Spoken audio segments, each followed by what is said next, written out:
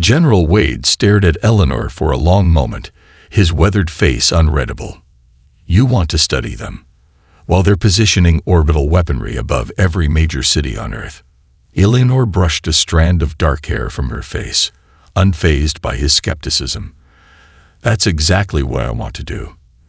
Everyone's focused on their technology, which, yes, outclasses ours by centuries, but no one's asking the right questions about their behavior patterns.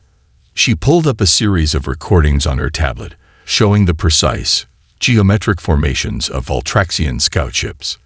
Look here and here. She highlighted sections where the alien vessels moved in perfect synchronization.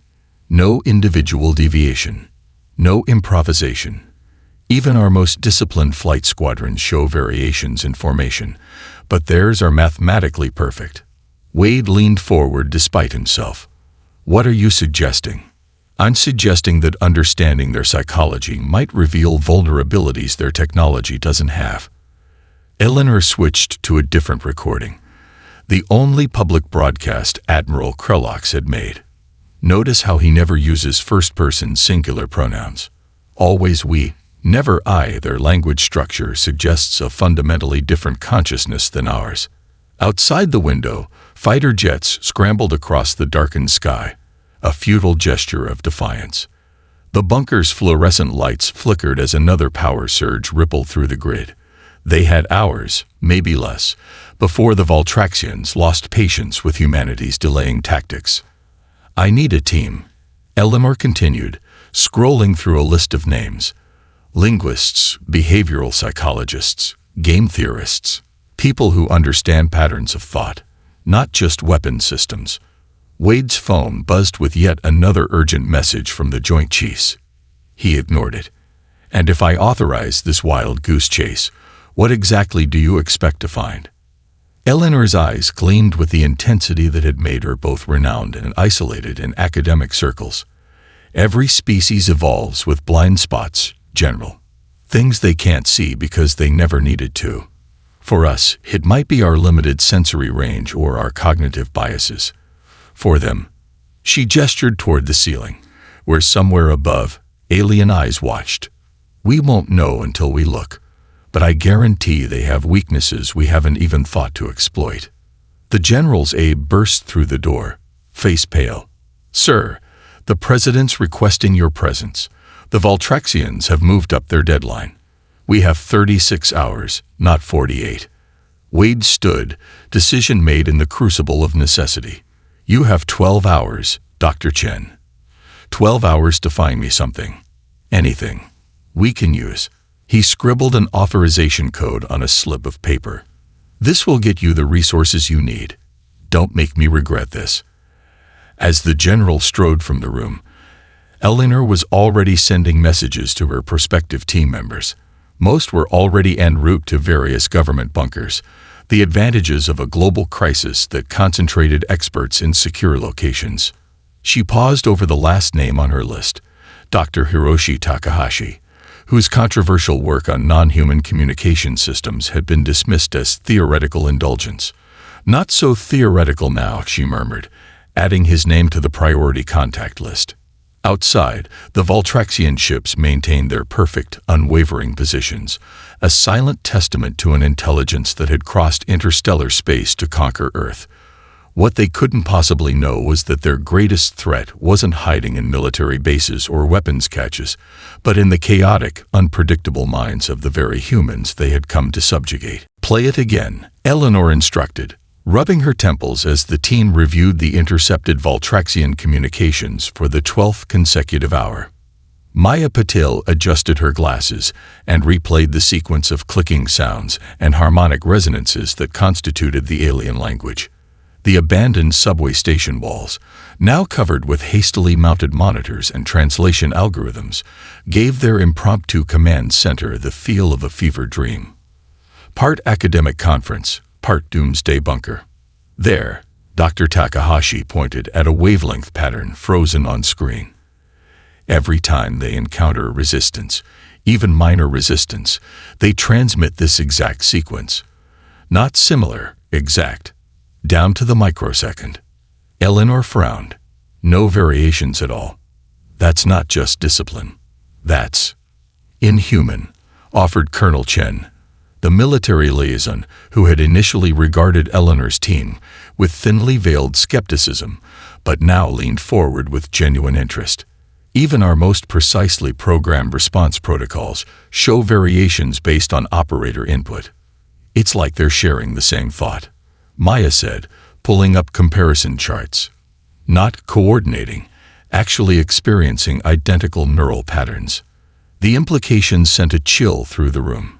Eleanor paced the length of their makeshift headquarters, past the whiteboards filled with behavioral analyses and the half-eaten meals that marked the passage of time better than any clock.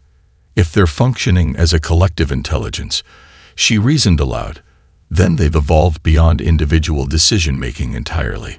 Their thought patterns would be fundamentally different from ours. Dr. Rodriguez, the game theory specialist, looked up from his simulations.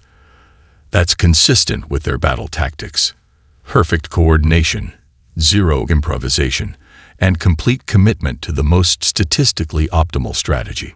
And yet, Eleanor said, stopping suddenly, they still haven't launched a full-scale attack despite having the capability. Why? They're studying us, Takahashi suggested, learning our patterns to predict our responses. Eleanor's eyes widened with sudden realization. That's it. They're pattern seekers who expect logical consistency. She pulled up footage from the Geneva confrontation, where diplomats had tried inconsistent negotiation tactics. Look at their response here. A complete halt in communications for 17 seconds when the Swiss delegate contradicted his previous statement. Maya reviewed her notes.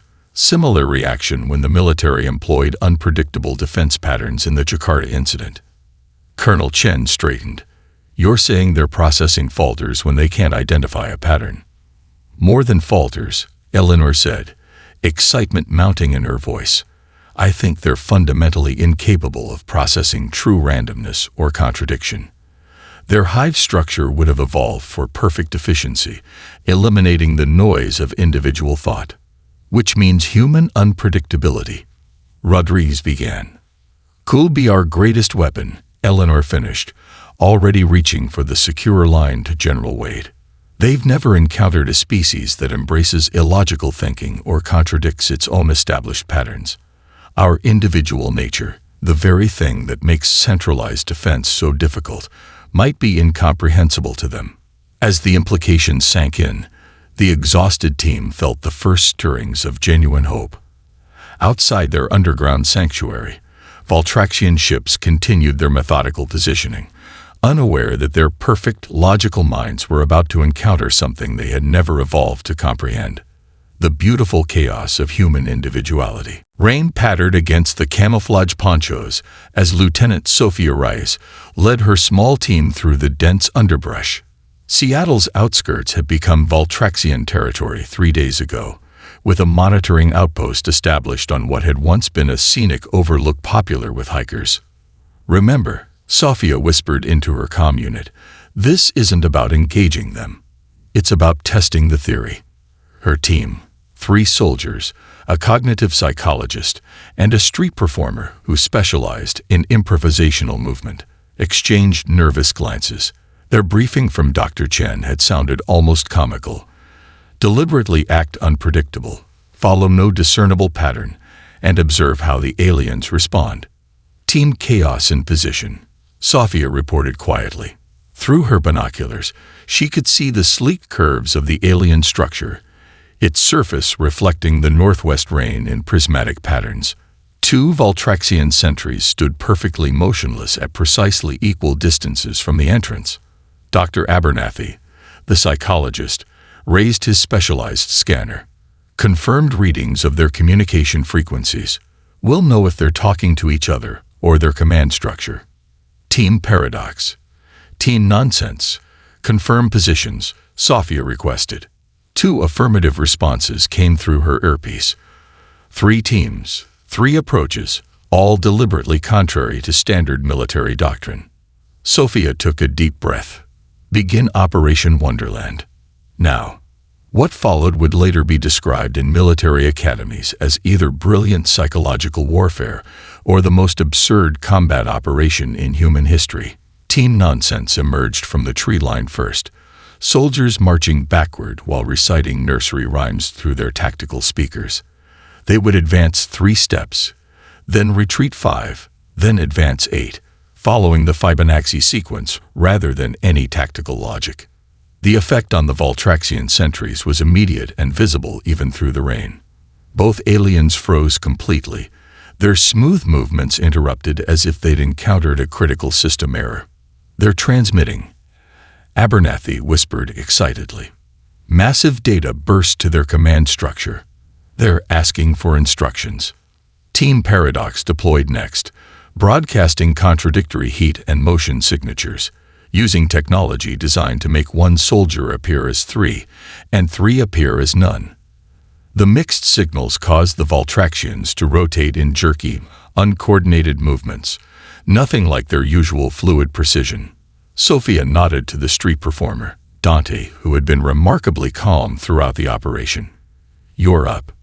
Dante stepped into the clearing alone, unarmed, and began a performance of completely improvised movement, part dance, part martial art, following no choreography or pattern. He would establish a rhythm, then break it, suggest a direction, then reverse unexpectedly. Through her binoculars, Sophia watched one of the Voltraxian sentries actually take a step backward, the first defensive movement anyone had observed from the otherwise implacable invaders. "They've stopped transmitting," Abernathy reported, voice tight with excitement. "Their communication network just went silent. I think they're buffering." When the aliens finally moved again, their movements were uncharacteristically hesitant. One raised its weapon, lowered it, raised it again, a display of indecision previously unseen in any Voltraxian encounter. "Get everyone out," Sophia ordered, her heart pounding. "We've seen enough." As they retreated through the rainy forest, Sophia could hardly contain her elation. Dr. Chen's impossible theory had just become humanity's first real hope. The perfect alien minds had encountered something they couldn't process: human unpredictability. And for the first time since the invasion began, the Voltraxians looked vulnerable. "This goes against every military doctrine in history," General Wade muttered, watching as Eleanor's team reorganized the command structure displayed on the holographic table. The underground war room, 30 stories beneath Denver, hummed with a peculiar energy as traditional military personnel worked alongside civilians with backgrounds Wade would never have considered relevant to warfare just days ago.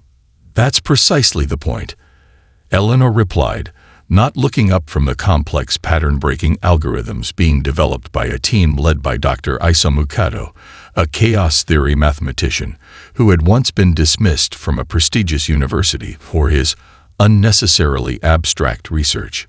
Traditional doctrine is exactly what they expect.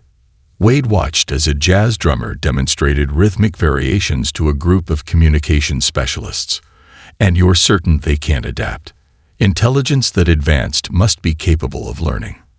"They can adapt to patterns they recognize," Eleanor conceded, finally looking up. "But their adaptation itself follows predictable rules. They seek to optimize based on identified variables. What we're creating isn't just randomness. It's deliberate anti-pattern behavior that changes before they can establish a new baseline." Across the room, Miyuki Tanaka, a renowned game designer, was explaining her concept to baffled Special Forces commanders. "Your units should establish expectations, then deliberately subvert them. Create the impression of a pattern, then break it the moment that they begin to adapt. Like improvised music," offered Marcus Reynolds, the drummer. "Establish a time signature, then modulate when the listener gets comfortable." Wade rubbed his temples. "And civilians? They can't all become guerrilla fighters." Eleanor's expression softened slightly. "They don't need to fight. They just need to create background noise, cognitive static that overtaxes the Voltraxians' processing capabilities." She pulled up footage from the Seattle experiment. "Look how they froze when encountering behaviors outside their predictive models. Now imagine that happening on a global scale. The general's aide approached with a tablet. "Sir, the President has authorized Operation Beautiful Madness. All military commands worldwide are awaiting your directives." Wade took a deep breath, feeling the weight of history pressing down on him. Implement Phase 1. Decentralize command structures as per Dr. Chen's specifications. Initiate communication protocols using the Renaissance framework. Named after the improvisational nature of jazz, the Renaissance framework abandoned traditional military communication hierarchies in favor of a cellular structure where units received broad objectives but complete tactical freedom in execution and civilian coordination. The aide asked. Deploy the kaleidoscope protocols through emergency broadcast systems. Eleanor answered before Wade could speak. Non-combat personnel should receive their behavioral guidelines within the hour. Those guidelines would seem bizarre to populations accustomed to orderly evacuation procedures, deliberately varied movement patterns, scheduled but apparently random electronic device usage creating electromagnetic noise, and public spaces transformed into unpredictable environments through constantly changing elements. As the orders went out, Eleanor studied the global map showing Voltraxian positions. Their perfect formation remained unbroken, their advance methodical, but soon they would encounter something their evolutionary path had never prepared them for, a species that embraced chaos as strategy. "You realize," Wade said quietly, "if this fails, we've dismantled our entire defense infrastructure for nothing." Eleanor nodded, her expression resolute. "And if it works, we'll have discovered the one weapon they have no defense against: human unpredictability. The question isn't whether we can afford this gamble, General. It's whether we can afford not to take it." Captain Samira Cowrie adjusted her earpiece as the bizarre playlist cycled to Beethoven's Fifth Symphony overlaid with African tribal drumming, the auditory component of today's tactical communications. From her position atop the partially collapsed parking structure, she watched the Voltraxian advance through the morning mist rising off Lake Michigan. "Mockingbird Unit, initiate Dandelion sequence," she ordered, the seemingly nonsensical command perfectly clear to her specially trained squad. Across 6 different locations, her team members activated devices that projected false heat signatures in Fibonacci sequence patterns, creating the impression of human forces gathering in a conventional defensive formation. The Voltraxians responded predictably, their sleek combat units converging toward the deception with mathematical precision. "They're taking the bait," Lieutenant Park confirmed through the comm, redirecting as expected. Samira checked her watch. 3 minutes until butterfly protocol. For those 3 minutes, every human unit maintained their established patterns, allowing the Voltraxians to calculate trajectories and formulate responses. Alien communication frequencies spiked as they coordinated their perfect counter-strategy. Then, precisely as the aliens committed to their approach, every human unit simultaneously broke pattern. The civilian dance troupe that had been moving rhythmically through Grant Park suddenly scattered in 20 different directions. Military units that appeared to be retreating in orderly fashion abruptly split into smaller cells moving along seemingly random vectors. Electronic signatures that had pulsed with clockwork regularity began blinking in jazz-inspired syncopation. Through her binoculars, Samira watched the effect ripple through the Voltraxian formation. The lead units halted mid-stride, their fluid movements becoming jerky and uncertain. Several turned in different directions, receiving contradictory data inputs faster than their collective consciousness could process. "Sunflower Team, execute now," she ordered. A small unit led by Sergeant Miguel Ortiz emerged from concealment directly behind the confused alien advance, a position that should have been impossible to reach undetected under normal circumstances. They deployed not conventional weapons, but specially designed electromagnetic pulse generators, carefully calibrated to the frequency of Voltraxian communication systems. The effect was immediate. Cut off from the hive mind, individual Voltraxian units froze completely, their systems designed for collective decision-making suddenly deprived of input. "Windmill teams, converge," Samira directed, her heart pounding as she observed the first genuine vulnerability the aliens had shown since their arrival. From multiple directions, human forces closed in, using capture nets and containment fields rather than destructive weapons. Eleanor had been insistent. They needed intact Voltraxian technology, and if possible, living specimens to study. As the morning sun burned through the mist, Samira could hardly believe what she was seeing. The aliens were retreating, not in the orderly fashion of a tactical withdrawal, but in disjointed, uncoordinated movements that betrayed genuine confusion. "Command, this is Captain Cowrie," she reported, unable to keep the excitement from her voice. "Operation Beautiful Madness has yielded results.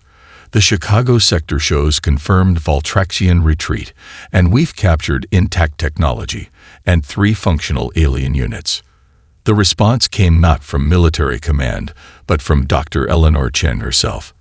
"Excellent work, Captain. What you're seeing is cognitive overload on a massive scale. Their hive mind isn't designed to process contradictory inputs simultaneously. Keep the pressure on. Don't let them establish a new baseline." As Samira relayed new orders to her teams, a strange sense of hope blossomed in her chest. For the first time since the dark ships had appeared in Earth's skies, humanity had found a way to fight back, not with superior firepower, but with the beautiful chaos of human unpredictability. "There it is," Dr. Sanjay Mehta whispered, adjusting the specialized optical equipment as the team observed the massive Voltraxian command vessel hovering above the Indian Ocean. Unlike the sleek attack ships, this craft pulsed with subtle bioluminescence that rippled across its obsidian surface in complex patterns. The team of 4 had reached their observation point, a supposedly abandoned oil platform, after 3 days of travel aboard a submarine deliberately programmed to follow erratic course changes. Even their own naval escorts hadn't known their final destination until the last moment. "The communication delay is consistent with our hypothesis," Dr. Amara Okafor confirmed, studying readings from their quantum-based monitoring equipment. "Every Voltraxian action worldwide experiences a measurable delay proportional to their distance from this vessel. The further they are, the longer it takes for the hive mind to process and respond." Captain Lai Wei, her military background complemented by championship-level experience in strategic gaming, studied the patterns of smaller craft circling the command vessel. They're maintaining perfect geometric formations, but the formations themselves follow no discernible strategic logic. It's as if they've never considered the possibility of an attack on their central processing. Commander Jackson Torres, whose special forces experience made him the most silent and watchful of the group, finally spoke. "Because they've never needed to. Perfect communication means perfect coordination. In their evolutionary history, they probably never encountered an adversary capable of reaching their command structure." "Until now," Sanjay said, a hint of nervous excitement in his voice. The infiltration plan had seemed impossible when first proposed. Approach the most critical Voltraxian asset without being detected, then somehow access its processing core. But Eleanor's team had identified the crucial weakness: the aliens' inability to process truly unpredictable behavior meant they couldn't defend against what they couldn't anticipate. "The access window opens in 40 minutes, Amara said, checking the timing. "When they reorient to maintain optimal position relative to their global forces." The team made final preparations, checking the specialized equipment designed specifically for this mission. Their approach craft wasn't military hardware, but a modified civilian vessel whose electronic signature would register as background noise rather than a potential threat. Their communication devices operated on frequencies the Voltraxians had shown no ability to detect. Most importantly, each carried a small quantum storage device containing what Eleanor had called humanity's cognitive legacy, a carefully curated collection of paradoxes, koans, unsolvable equations, and concepts that had challenged human minds for millennia. "Remember," Torres said as they prepared to board their craft, "we're not going in as soldiers. We're going in as philosophers." Lai smiled tightly. the only fighting force in history where a doctoral degree in theoretical mathematics is a primary qualification. As they launched toward the command vessel, following a course designed by chaos theorists to appear as random drift rather than deliberate approach, Sanjay found himself reflecting on the strange twist of fate. His life's work studying logical paradoxes had been dismissed as impractical philosophy. Now it might determine whether humanity survived. "They're not responding to our approach," Amara confirmed as they neared the massive ship. "Their sensors are registering us, but we're not fitting any threat pattern they recognize." Torres nodded grimly. Perfect logic has its advantages, but imagination isn't one of them. He checked his equipment one final time. "Let's go introduce an advanced alien species to the concept of human philosophy." The interior of the Valtraxian command vessel defied human architectural logic. Corridors curved in non-Euclidean patterns, and surfaces pulsed with bioluminescent information that flowed like liquid mathematics. The infiltration team moved cautiously, their specialized suits designed to mimic the ambient energy signatures of the vessel itself. "We're approaching the central chamber," Amara whispered, following the increasing density of data streams visible in the walls. "Energy readings are off the charts." Torres took point, moving with practiced silence despite the alien environment. The most disconcerting aspect wasn't the strange geometry or pulsing lights, but the complete absence of individual Valtraxians. The vessel operated as a single organism rather than a crude ship. "They never expected anyone to get this far," Lai observed. "There are no internal defenses, no security checkpoints." Sanjay nodded. "Perfect logic again. Why defend against something you've calculated to be impossible?" The passage widened suddenly, opening into a vast spherical chamber that stretched hundreds of meters in every direction. At its center floated what appeared to be a massive, translucent brain-like structure, pulsing with complex patterns of light that flowed outward through countless tendrils connecting to the chamber walls.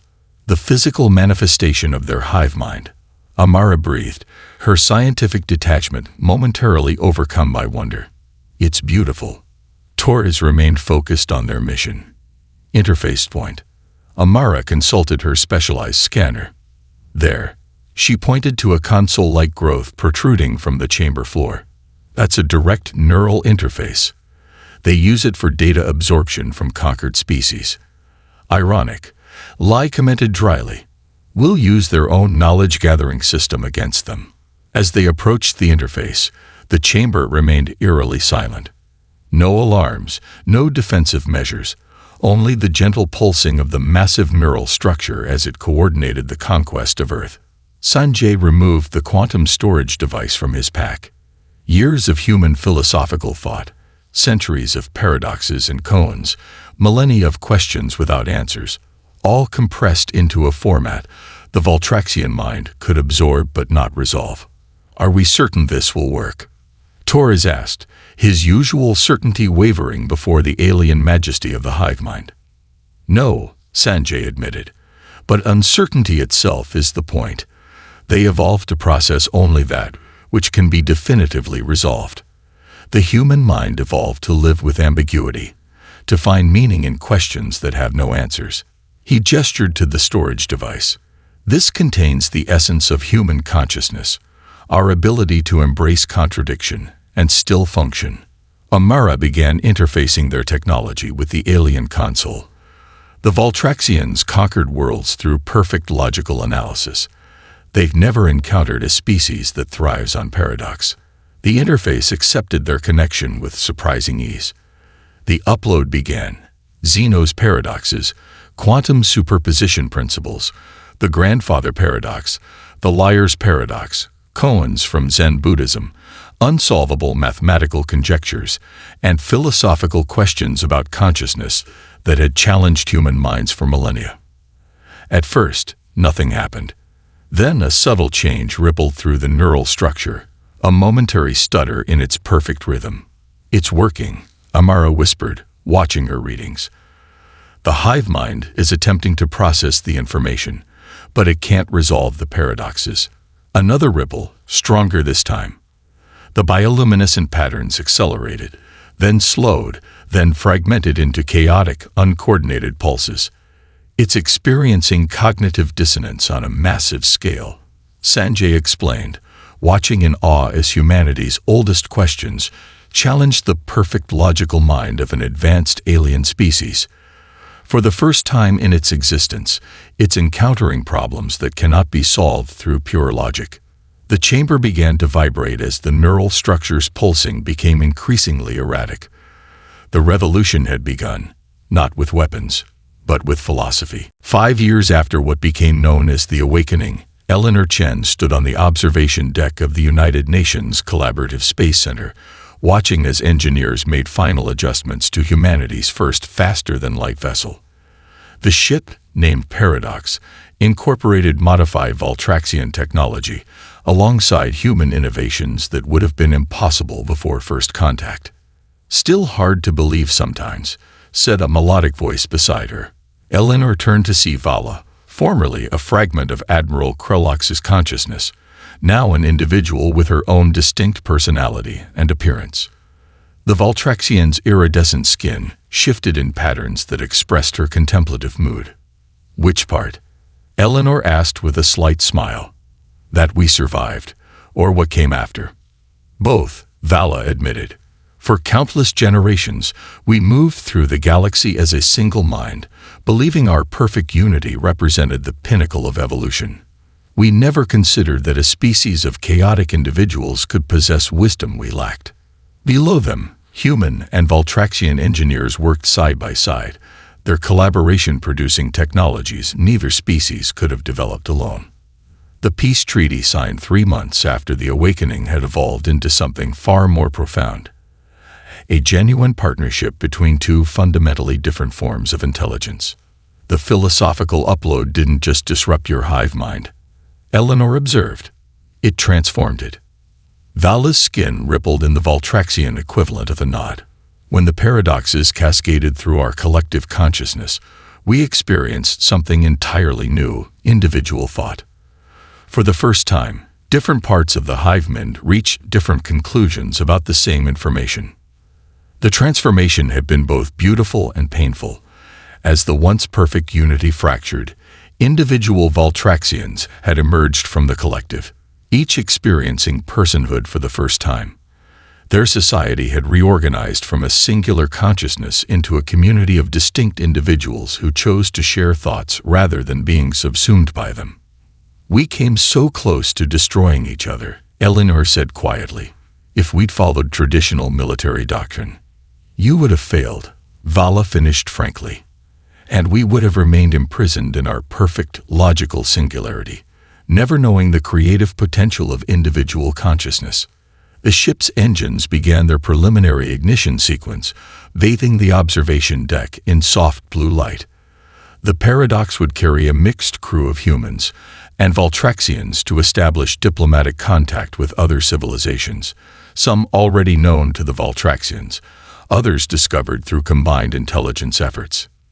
"Do you ever miss it?" Eleanor asked. "The perfect unity of the hive mind." Vala considered this with a thoughtfulness that would have been impossible in her previous existence. Sometimes, perfect logic offered certainty, but limited perspective. "I would never choose to return to it." Her color patterns shifted to indicate curiosity. "Do you humans ever wish for greater unity?" Eleanor watched as Captain Li Wei, now commanding the Paradox, conferred with her Valtraxian navigation officer. "Sometimes. Our individuality gives us creativity, but makes consensus difficult. I think that's why this partnership works. We balance each other." As the ship's engines reached full power, casting prismatic light across the observation deck, Eleanor reflected on the strange twist of fate that had transformed humanity's greatest existential threat into its most profound opportunity for growth. The Valtraxians had arrived as conquerors but remained as partners, and together they faced a universe far richer than either species could have experienced alone. "The greatest paradox of all," Vala observed, seeming to follow Eleanor's thoughts, "is that through conflict we found harmony, not by resolving our differences, but by learning to value them."